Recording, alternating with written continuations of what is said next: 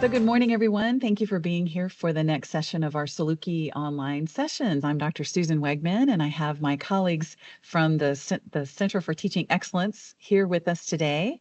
And we've done this as a joint presentation, which because of the content area, I think it's really appropriate. So thank you so much to Leticia. Hi, Leticia, and Abby for joining us. Hi, Abby.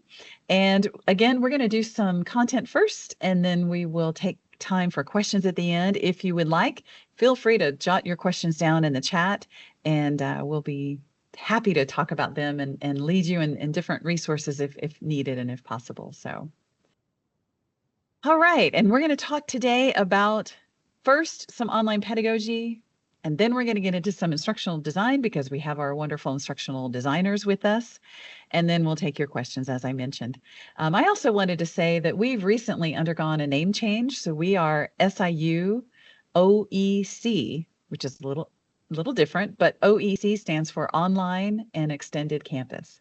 So our unit has the distinction of supporting our 20 sites across the nation, as well as our online students, which we have 46 online programs. So just wanted to make that distinction. So if you see OEC, that's what that is, SIU Online and Extended Campus. So I thought these were interesting. The first course online was offered in 1986. That's almost 40 years ago. That's crazy, the 80s or 40 years ago. Early virtual classrooms sometimes met in MUDs or multi-user domains or multi-user dungeons, and that comes from the Dungeon and Dragon terminology.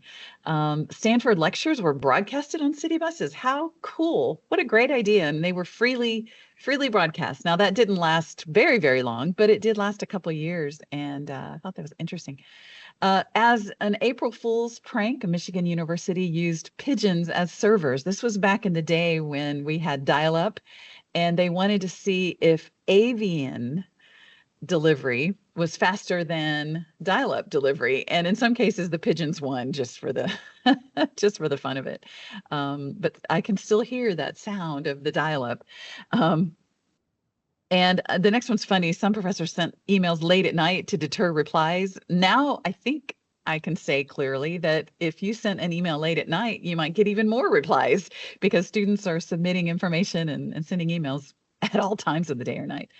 And it wasn't long after 1986 before online learning was mobbed. And this has to do with the first MOOCs and their databases, the B's there, and they came out with a distinct set of discussion boards. And so that's the term was mobbed, or MBBDED. And then courses on personal hygiene naturally attracted students, which I thought that was interesting, of our first iterations of online courses. And media critics labeled those students who wanted to take online courses as lazy slugs. They were worried that folks would be in their pajamas taking courses. Obviously, they had never been through the pandemic, and they had probably never taken online courses themselves. And then, yes, we have always joked about dial-up connections and how slow they were and how loud they were sometimes and how unstable they were at times. So I include this slide because I think it's interesting to say we have come a long way, and we know from our past that there were things we could do better, which I'm so happy to say that we don't have our dial-ups anymore, many places, although I was traveling overseas a few years back and they were still using dial-ups. But I am also happy to say that we've grown in terms of student interaction. Our discussion boards have grown, the ways that we're thinking about designing have grown. And so the session today is to talk about, this part of the session anyway, things that we want to do more of and things that we want to do less of. So in the more category, online student interaction is so incredibly important. Studies have shown that the more student interaction occurs, the higher grades and the higher sense of satisfaction for students.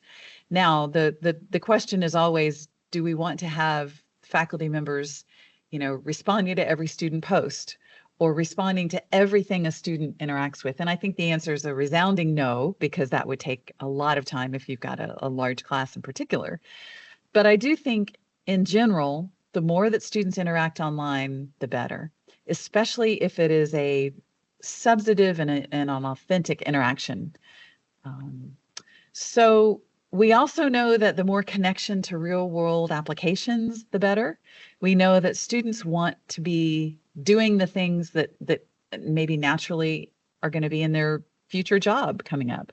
And they want to interact in ways that are important to them. In fact, I laughed this morning. I have a beautiful view of a parking lot, but one of the things that I saw out my window just this morning, a student was walking to class. They stopped and they put their phone on the bumper of a car, and then they stood back and they were dancing around.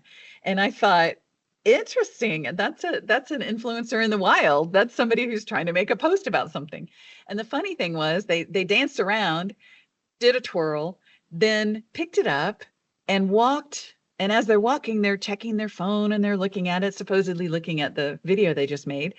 Well, then they stopped again and put the phone very obviously on the back of one of our signs, and they danced around again and then picked it up again. And I thought, how interesting. So they're showing us right there that was engaging to them. You know, why not do some sort of assignment that has them do a social media post? I mean, that really boils down the content, right, to the most important pieces. Do a social media post on whatever topic you're teaching. And this is, you know, just one thing that it made me think of. Yep, there's a real world application right there. The format is a real world application. We can also, of course, think about things like case studies and the things that they're going to be doing in their positions. I have a friend who's earning her nursing degree, an RN to BSN online. And she's always posting on social media about, you know, I just passed this test and it's going to be so helpful in the future when I'm doing X, Y, and Z with patients. I thought, yep, that's real world right there. So we need more of that. More, I want to suggest performance-based assessments that goes right along with the nursing story. This nurse was learning how to do things that, you know, she wasn't learning the practical things that you do in front of the patient or with the patient, but she was learning what it meant when a patient was doing X, Y, or Z or showing these kind of things. And, you know, I don't know about you, but I love to watch medical dramas on TV. Chicago MD is one of my favorites. And when they're working on a patient and they say, oh, we want to order this MDS test and this, you know, whatever test and this whatever panel and this whatever blood work, you need to know that, right? You need to know that without even blinking. Again, that's a performance-based assessment. That is something where they're using their information to do something real world and to do it as a performance, not necessarily a paper pencil kind of test. And then this idea of teaching presence. We need more of a teaching presence in our classrooms online, mainly because there is a transactional distance, is what Garrison called it. Way back in the 90s, he was talking about the transactional distance that occurs when students and faculty are disconnected geographically. So an asynchronous online course can be disconnected even if the student is sitting in your same town, because they are not interacting in ways with their faculty member that they might in the face-to-face class. And we have to do things like including more episodes of RSI, which is regular substantive interaction. And when we do that, the faculty member and the student get this sense of knowing each other as a student, as a faculty member. And, you know, teaching presence is one of those things that's not necessarily hard, but it does demand more of the student.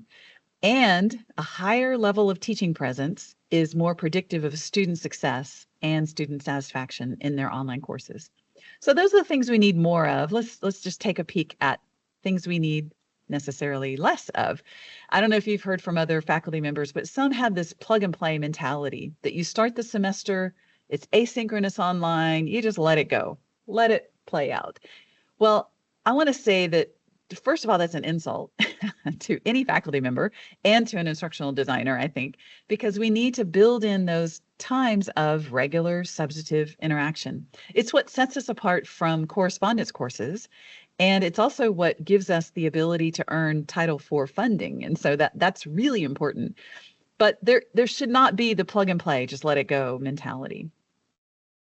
We also need to not think of the face-to-face version of the course as the quote gold standard. My last institution, I got into a little bit of controversy by saying that out loud in a meeting, and faculty members just got really offended by the fact that that the online course could be the gold standard. My challenge is always, what can you do online that you can't do necessarily face to face?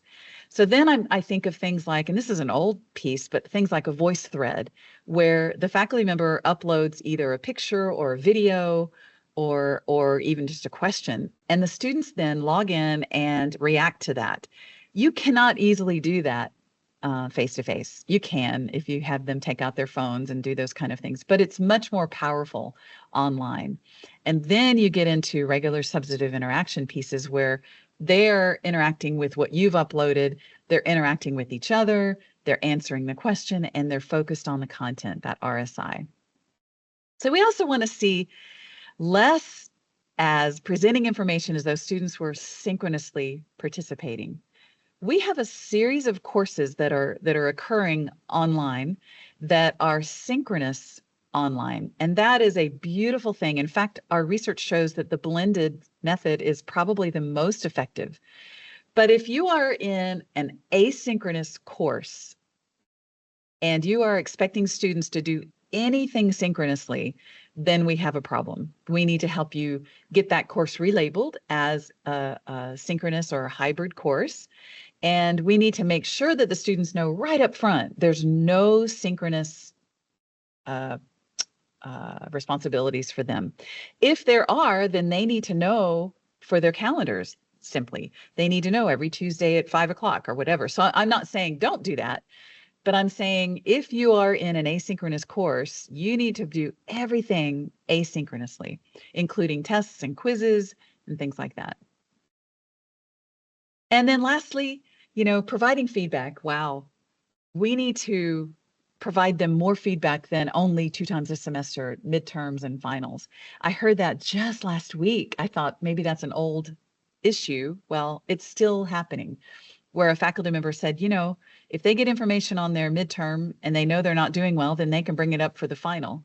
And my answer to that is, okay, but how much better could they perform in your class if you gave them more feedback? So those formative times of feedback are really important along the way.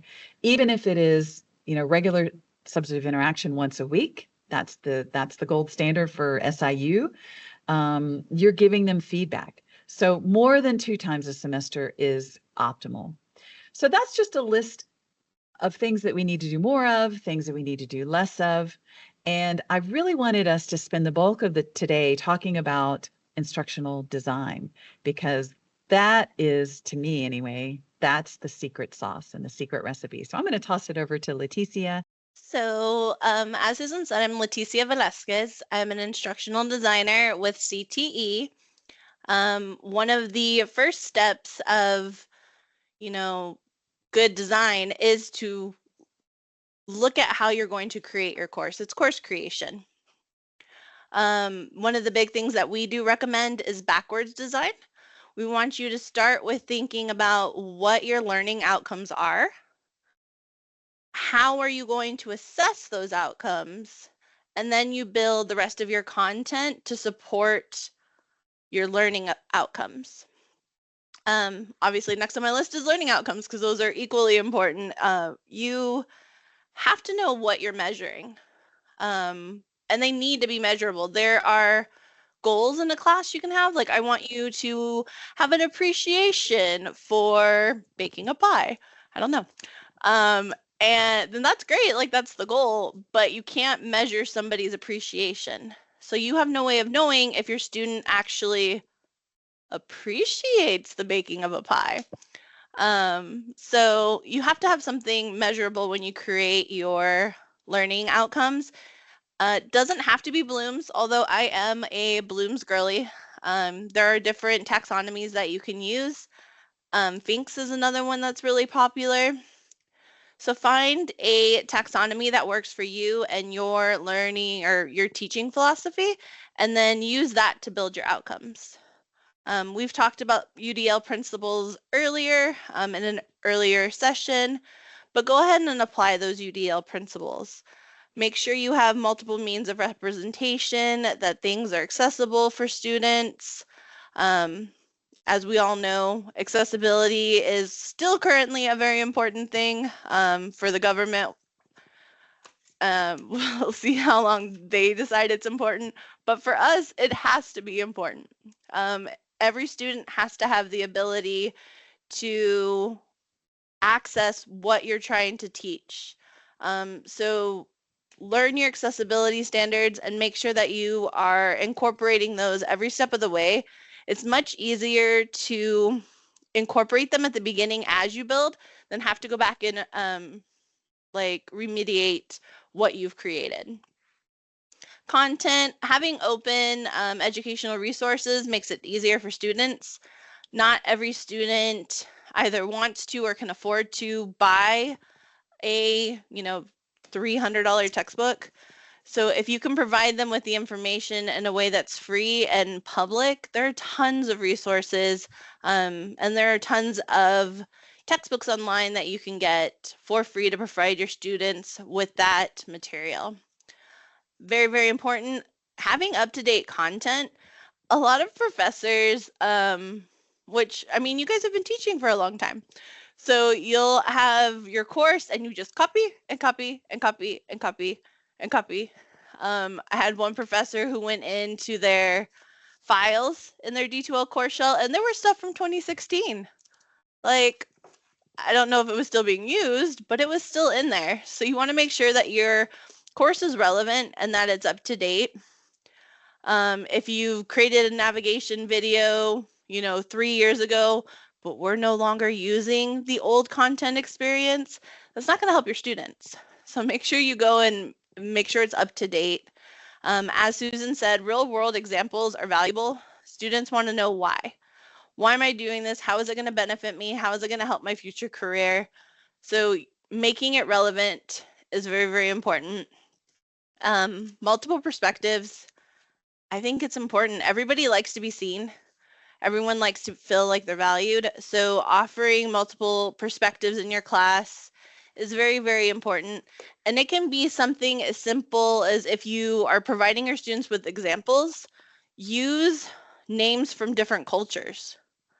Maybe in this example, Maria did something, but in this example, Kumar did something. And then of course, John can do something, but maybe you have just try and make it more representative of our students. For visual design, I think less is more. Having a whole bunch of pictures and everything crowding, it's pretty, but it also takes cognitive load to process everything. So sometimes less is more. Being consistent is something that we preach. Set up your structure of your modules and have it be consistent. Have your introduction to your module, have your conclusion. If you're going to have, a reading, a video, and a quiz or some other sort of assignment, make sure that's consistent throughout your course. We have wonderful templates within D2L that can help you structure everything so it's nice and organized. And then we also have D2L's Creator Plus, which allows you to customize those templates a little bit and make your course more visually appealing. Let's see where my thingy went. Okay. As Susan's talked about, assessments are important. Make sure you include a mixture of formative and summative assessments. Students need to know how they're doing. I've taken courses on this campus, and I had no clue how I was doing in the class until midterm. Until my grade went into Banner, I didn't know what my grade was. Mostly because the faculty didn't use the grade book at all. They had their little spreadsheet and they uploaded it to Banner when midterms came around. So I had no clue the entire time. And then I didn't know again until finals. So having formative assessments where your students can check their knowledge throughout the course is super, super important. D2L currently has knowledge checks where students can do them, and they're not connected to the gradebook, They're very low stakes. It's just test their knowledge. They can keep taking them until they realize, how they're doing. If they need to study something more, if they don't later. We're looking at options where those formative assessments, the low stakes, will be connected to the gradebook, but that's not something that we have right now. Like little maybe spoiler preview, hopefully. But it's something that you want to do to provide your students with the opportunity to check their own knowledge. Those tools within Brightspace, like I said, they're going to be the knowledge checks. They have some really fun interactive ones with flip cards and drop and drags just to make the course more engaging. We also have surveys in D2L that are really helpful, and progress checks where students can do little checks. Automated feedback is something that is a new tool that just released, I think, last month, right, Abby? Pretty sure it's last month. Right. But it makes providing feedback easier for faculty. So that's a tool that you can look at. External tools, polling tools are really, really popular. There are some tools like Kahoots and stuff where you can build quizzes and it'll take the student back and they'll have to retry it to make it more adaptive. Those are really important. And then as Susan said, timeliness of feedback is very, very important. I've had students tell me that they'll turn in a paper or a project in we'll say October, right? And it's their final project. They have to turn it in and then they have to get the faculty feedback and then they're supposed to resubmit it for their final. Well, if they're not getting feedback from you until the end of November, how are they supposed to utilize that before they have to turn it in the first week of December? That doesn't give the students time. And it also, they lose a lot between October and November if they have misconceptions. If they thought they knew what they were doing and then you tell them at the end of November, nah, you were wrong this whole time, then that's going to hurt their learning too. So make sure you try and give feedback as timely as possible. Rubrics are a great help with that. It makes grading a lot quicker because it is difficult when you have, some classes have 10 students, some classes have hundreds of students. So rubrics are going to help ensure that you can give that feedback more quickly. Best practices for engagement. Discussion boards kind of get a bad rap, but I think it's just that they're being utilized incorrectly. They should be a place to model. One of my favorites is for them to be a place to model civil and constructive disagreements. As adults in the workplace, we don't agree with people all the time. So having a way for students to practice how to appropriately disagree with people is really fun. I like having that be part of a discussion because most of the time it's oh, you did so great, I agree. So having the prompt be you need to disagree. And here, make sure you're following our etiquette. We're all people, we're not gonna, bash anybody, but disagree appropriately. That's a good thing to help teach students how to be productive adults. Discussion boards are also really great for connecting the material that you're learning, but you need to provide a means for students to apply that learning. A lot of times it'll be so-and-so did this, or what did so-and, it's like a question, you're quizzing them. You're not giving them an opportunity to actually apply what you're trying to teach them. And then one good model that you can consider using is the 3 C's and a Q model. It's complement. So each reply a student posts has to have a compliment or a challenge, depending on how you're playing it, a comment, a connection, and then they ask a question. So that's built into the rubric, and that's what every student is expected to include in their post. Gamification I love gamification. It's a lot about making it more interesting for students, as Susan said, the social media post. How are you going to attract students' interest? our children, my children personally, they've been using gamified learning since they were in elementary school. All the time it's, this math program and this, and it's all been gamified. Their entire lives it's been gamified. They're having to go into like Khan Academy and do this and all these things. So they coming up through grade school, high school, having had a gamified experience, continuing that is going to be normal for them. So it doesn't have to be you have to turn your whole class into a game, but maybe you have, a module where it's a game, or if you're in person, maybe you make a competition between your students or have them get up and move around. Something to make it more honestly just fun. Like learning should be fun. Polls are a great way too to have students engaged. You can incorporate those into your presentation. Microsoft Forms will connect to your PowerPoints. You can put in a poll right there. You can put in mini quizzes right there. Also, there's another one. I can't remember the name of it right now, but there's an add-in for another poll that you can add in. It'll link you right to the poll and it'll show your results live in the poll, like live in your PowerPoint.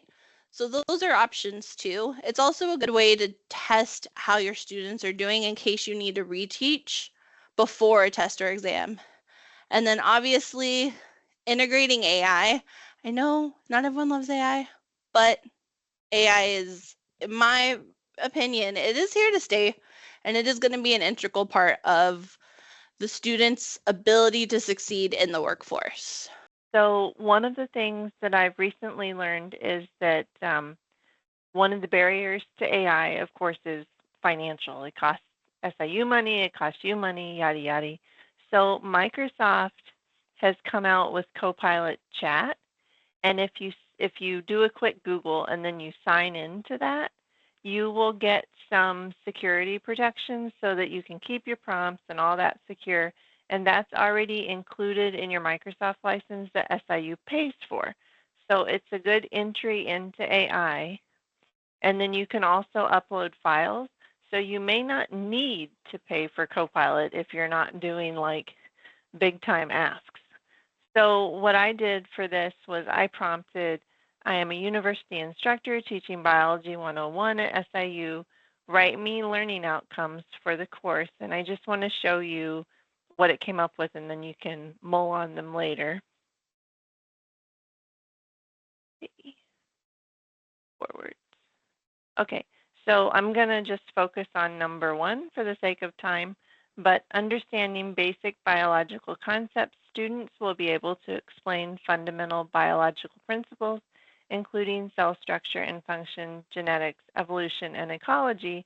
And then the cool thing is there's 8 altogether, so there's one more slide behind this one. Once it shows you this, then it asks you if you would like it to tell you more and gives you examples of what it could tell you. So one of those is, would you like me to give you example activities? So I said, click, I'd like an example activity. And it said to describe the structure and function of the cell membrane, including the roles of lipids, proteins, and carbohydrates in maintaining cell integrity and facilitating transport. And then, since Susan was talking about the dancing student this morning, that got me thinking, well, what if I ask Copilot to give me an engaging activity about cells for today's college student? What would they find engaging? And one of the suggestions was an escape room. In an in-person class, you could set up different stations, and in order to leave the station, you have to answer the question about the cell, and it also has to be appropriate to how the cells are functioning, because obviously you can't leave certain layers without doing a certain thing. So then once you get through all the stations, then you get out of the escape room. SIU, we have done a lot bringing people here to talk about AI. So if you missed Ray coming, or if you missed Sid. There's a link to Sid's book, and then Ray was nice enough to share not only his keynote, but also his website. So if you want to geek out about AI for a minute, those are good resources. ChatGPT is out there. Just know that if you use it, you're feeding the learning model with the free version. So please, please, please don't put sensitive data in it.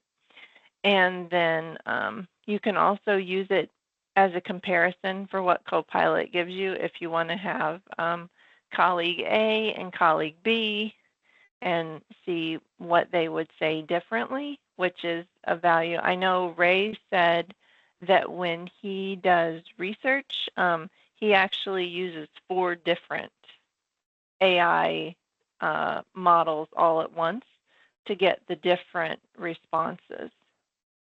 So that was pretty much what I had to say about AI. And Susan, I just wanted to go back and say, in terms of RSI, one of the things I saw lately was that some institutions are having the faculty write in their syllabus how they are going to be interactive, and then by extension, what's expected of the students, so that everybody understands how to be successful. And it makes everybody think about that for a minute up front. Oh, I love that idea. And then they're all on the same page, hopefully. Yeah, hopefully. Yeah, that's wonderful. Well, thank you. Thank you. Thank you, Leticia and Abby. Love this quote. Start where you are, use what you have, do what you can. I think that's good for faculty and students. That's really, really good. We are really thankful for your participation today and contributions, we hope. We do have a few things coming up I just want you to be aware of. The second session here of the Bright Ideas D2L Adoption webinar on August 21st, and then May 8th, that's coming up pretty quickly, the How-To class project, and then the D2L Ask Me Anything. These are fascinating. And Abby, what was it that you added about this one? So if you click on the Ask Me Anything, you can actually submit your question in advance to be asked in your absence if you can't come in June. Very, very good. Thank you. Yes. And then you can see the recording, I'm assuming, for your answers. Yeah. Right. Very good. And we do have our second annual Illinois Higher Ed Symposium. And this is designed for this year. The theme is doing less with less effectively. And so this is a free online webinar that is really started at SIU, but we've included all of our state institutions across the state. We have a COLO group, the Chief Online Learning Officer group, and so that came out of that group. So we are very involved in, submitting proposals and accepting the proposals. So if you're interested, all of these are links on the CTE website, and we have a lot of opportunities throughout the year. So